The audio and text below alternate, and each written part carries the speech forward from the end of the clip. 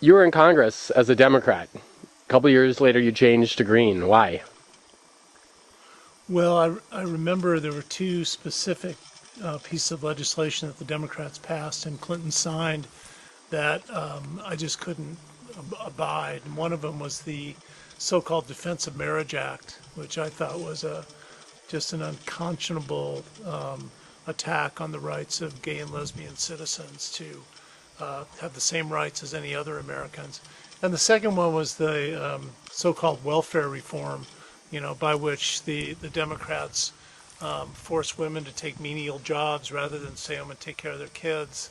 And I had been in social services work in my life, and I knew exactly how that would affect families and who are often in a very precarious economic situation to begin with. So when I saw the Democrats basically abandon the working class and abandon a minority that in this country has been abused for decades, that was all I could take. And I, at that point, decided I would join the Ralph Nader effort in 1996.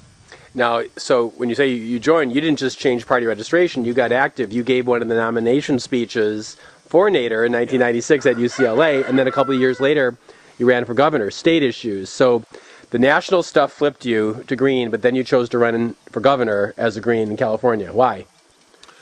Well, I'd spent a couple of years working with the state Green Party and kind of fell in love with the 10 key values. And, that made more sense to me than any political platform I'd ever read before.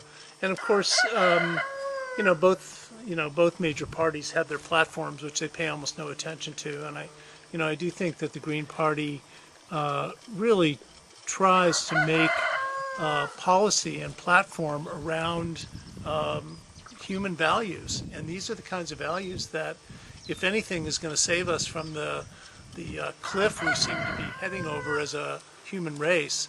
It's the 10 key values. And now trying to bring those values to bear on the difficult political situations of counties.